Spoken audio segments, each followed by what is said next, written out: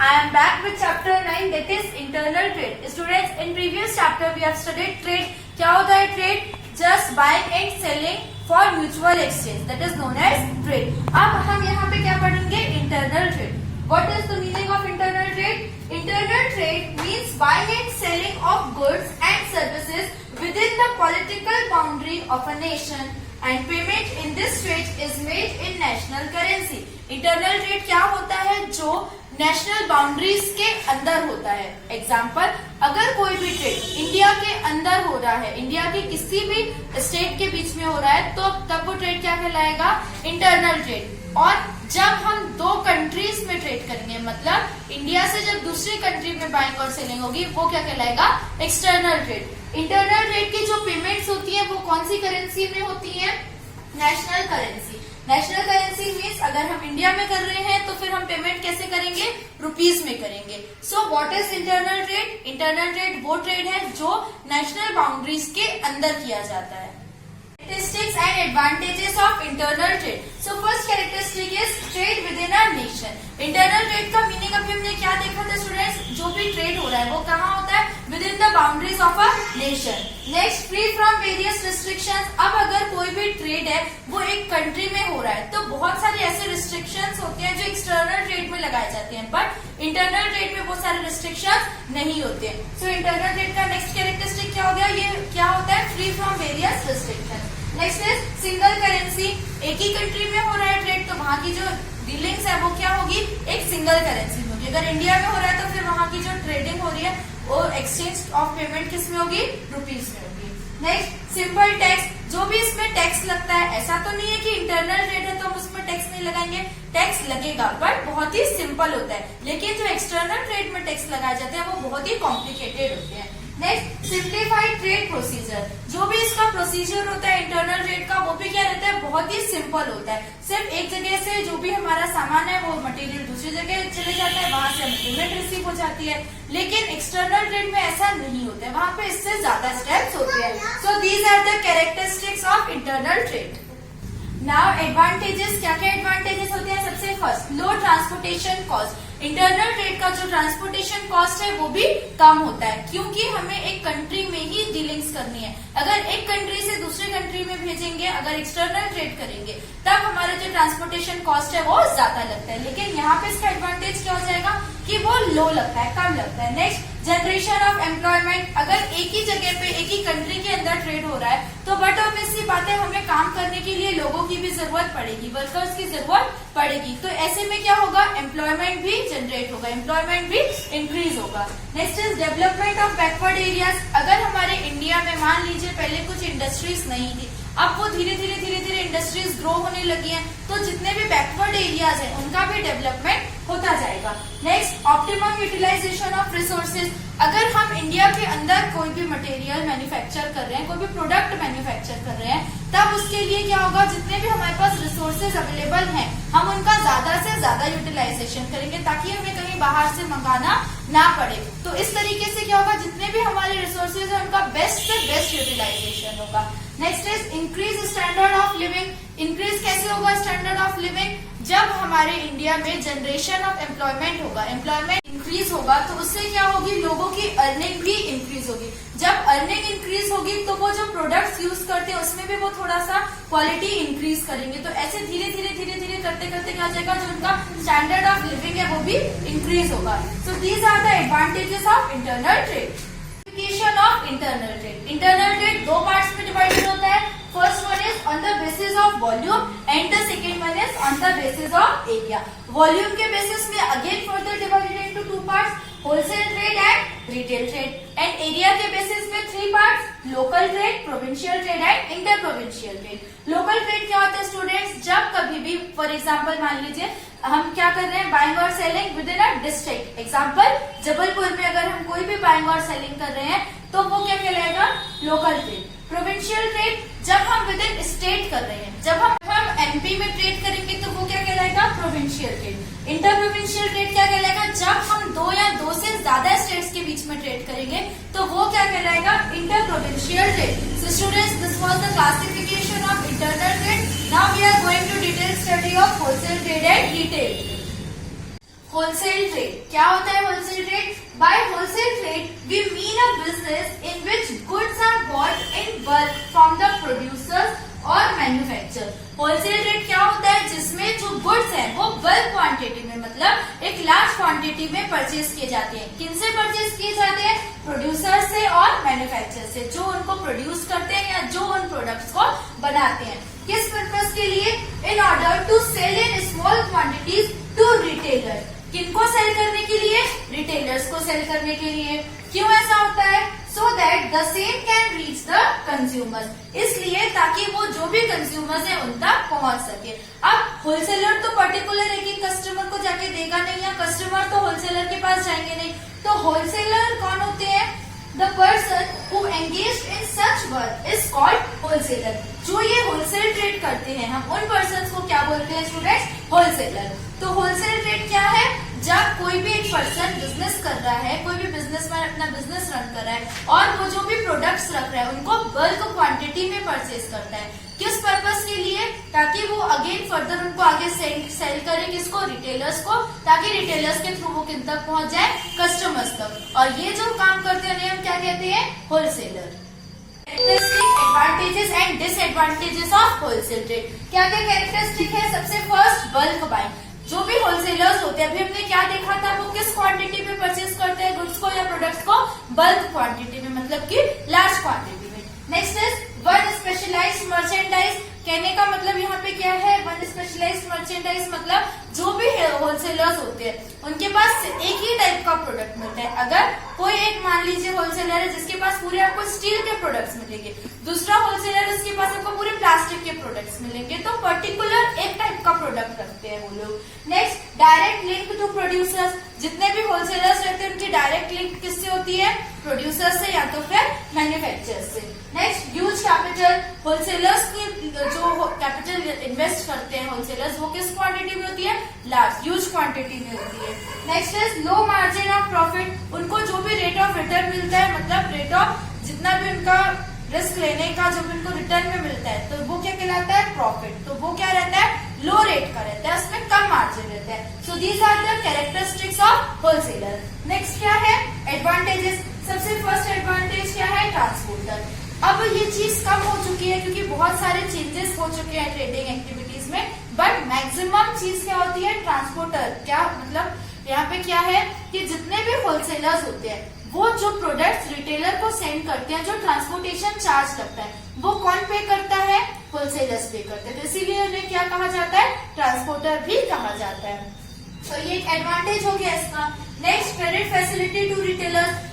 इसके बाद किसको क्रेडिट फैसिलिटी मिल जाती है? रिटेलर्स को मिल जाती है। वो वहां से बल्क क्वांटिटी में गुड्स परचेज करते आ जाते हैं, देन आफ्टर उनको इंस्टॉलमेंट में पेमेंट करते जाते हैं। Next, link between retailer and producer. जितने भी होलसेलर्स हैं वो किनके बीच में लिंक का काम करते हैं? रिटेलर और प्रोड्यूसर्स के बीच में। Next is maintains demand and supply. अब होलसेलर जो भी प्रोड्यूसर है वो तो अपने गुड्स बनाते रहेंगे, गुड्स मैन्युफैक्चर करते रहेंगे। अब कहाँ पे किस टाइप की डिमांड है, कहाँ पे कौन सी चीज कैसे सप्लाई कर रहे हैं, तो ये सारी चीजों को कौन मेंटेन करता है? होलसेलर मेंटेन करता है। Next, forecasting. अब जब जो होलसेलर है वो किसके बीच में लिंक है? Link between retailer and producer. तो जहाँ पे भी किस चीज की किस टाइप की डिमांड है, वहां पे हमें क्या क्या चीजें सप्लाई करनी है, तो इस ये जो डिमांड और सप्लाई है, लिंक की वजह से क्या होता है? होलसेलर ये भी समझ पाते हैं कि अब हमें यहाँ पे कौन सी चीज ज्यादा लगने वाली है, तो जितनी भी फोरकास्टिंग एक्टिविटीज हो जाती है वो सारे भी होलसेलर कर देते हैं। So these are the advantages of wholesaler. Next, disadvantages. अब बट ऑब्वियस सी बात है, कुछ एडवांटेजेस है तो कुछ डिसएडवांटेजेस भी होंगे। सबसे फर्स्ट, एक्सप्लॉयटेशन। कैसे एक्सप्लॉइट करते हैं? हो सकता है मिस एडवर्टीजमेंट दे दें, फॉल्स एडवर्टीजमेंट दे दें, तो इस तरीके से और भी बहुत सारी चीजें होती है जिससे होलसेलर्स जो होते हैं वो रिटेलर्स को या कस्टमर्स को एक्सप्लॉइट करते हैं। Next, more close to producers. अब रिटेलर्स का डायरेक्ट कॉन्टेक्ट तो प्रोड्यूसर्स से है नहीं, किसका है डायरेक्ट कॉन्टेक्ट? होलसेलर्स का। तो कई बार वो मिसयूज भी करते हैं, अपना जो ये पावर है उनके पास उस चीज का मिसयूज करते हैं, क्योंकि उनका डायरेक्ट कॉन्टेक्ट किससे है? मैन्युफैक्चरर्स से। Next, black marketing.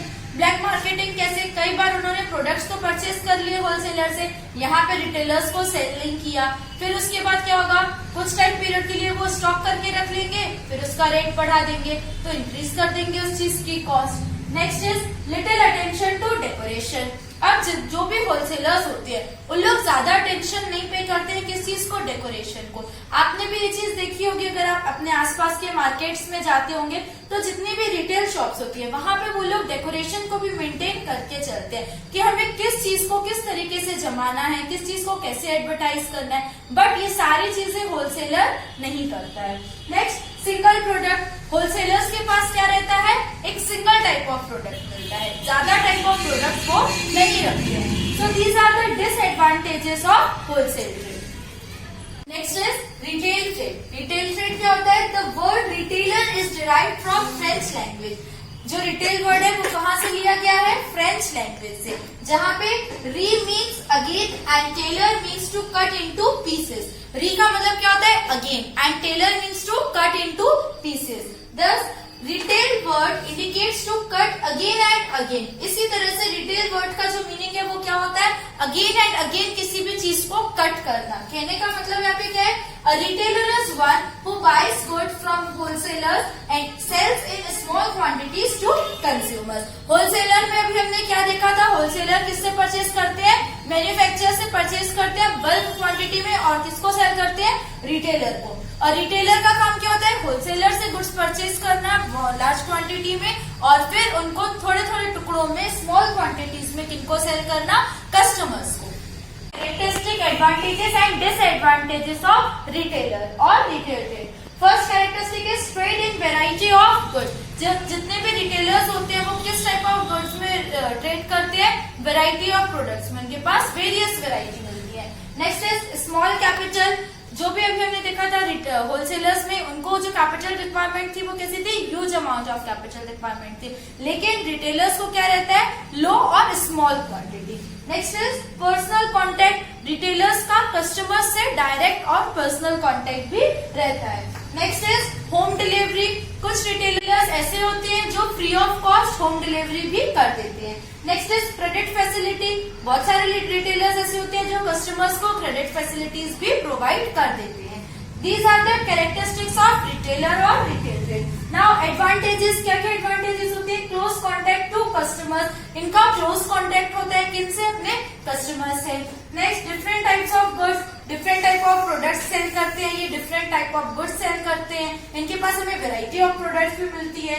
Next is various facilities to consumers. बहुत सारी facilities पे ये अपने customers को provide करते हैं। For example after sale service, ठीक है, अगर आप हमारे यहाँ से कोई गुड्स ले गए और आपको उसके बाद उसमें कुछ प्रॉब्लम आ रही है तो वो आपको उसमें अपनी सर्विसेज प्रोवाइड करेंगे, या तो फिर अगर आप कोई प्रोडक्ट ले गए हैं, अगर वो पैक है आपने ओपन नहीं किया तो आपको वो एक्सचेंज करके भी दे देंगे।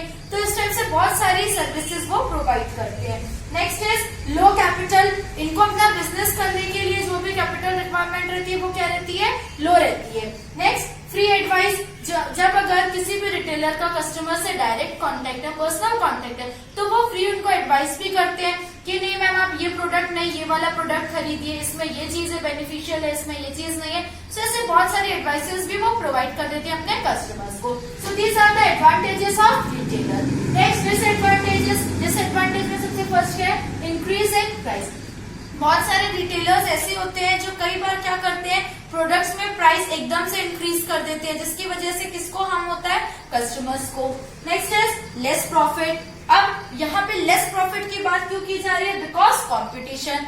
कंपटीशन तो हर चीज में है, होलसेलर्स में भी कंपटीशन है, बट ज्यादा कंपटीशन रिटेलर्स में होता है। क्यों, क्योंकि वो कस्टमर्स से डायरेक्ट कांटेक्ट में रहते हैं, है ना, और जो उनका लोकेशन रहता है वो एक सोसाइटी में रहता है, इसीलिए उनका कंपटीशन जो रहता है वो हाई रहता है। इस वजह से उनको क्या करना पड़ता है, लेस प्रॉफिट मिलता है। Next is adulterated goods. अब अगर उनको लेस प्रॉफिट मिल रहा है तो वो अपना प्रॉफिट इंक्रीज करने के लिए, जितना भी उनका प्रॉफिट मार्जिन है उसको इंक्रीज करने के लिए काफी बार क्या करते हैं, एडल्ट्रेटेड गुड्स सेल करते हैं। एडल्ट्रेटेड गुड्स मतलब कि उनकी क्वालिटी हटा, मतलब थोड़ा सा उसमें मिक्स कर देना, या तो फिर थोड़ी क्वांटिटी कम कर देना, इस तरीके से। Next is decoration expenses. अब जो भी रिटेलर्स होते हैं उनको अपनी दुकान को, अपने शॉप्स को भी मेंटेन करके चलना होता है, तो उनके जो थोड़े बहुत एक्सपेंसेस होते हैं उनको डेकोरेट करने के लिए, तो वो सारे भी यहाँ पे उनको पे करने होते हैं. So these are the disadvantages of retailer.